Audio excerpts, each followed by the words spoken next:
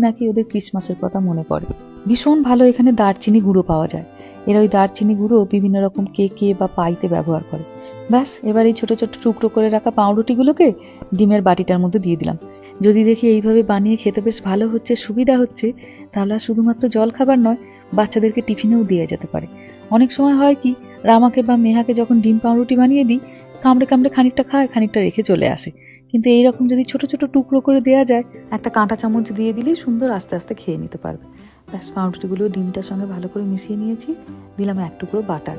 গ্যাসের ফ্লেমটাকে মিডিয়াম আঁচেই রেখেছি, বেশি জোরে দিয়ে দিলে বাটারটা দেখি তখন পুড়ে যায়, বাটারের রঙটা নষ্ট হয়ে যায়। ব্যাস, বাটারটাকে ভালো করে প্যানটাতে লাগিয়ে নিই, পাউরুটিগুলোকে এবার একটা একটা করে দিয়ে দেবো। আঁচটা এখনও খুব একটা বাড়াইনি, যাতে ধীরে সুস্থে এটা রান্না হয়, নাহলে ভেতরের দিকটা কাঁচা রয়ে যাবে, আর সেটা খেতে তখন বড় বাজে লাগে। ওপরের দিকটা কড়কড়ে হয়ে যায়, আর মুখে দিলেই তখন ভেতরে সেই ডিম আর দুধ মাখানো একটা নরম নরম ভাব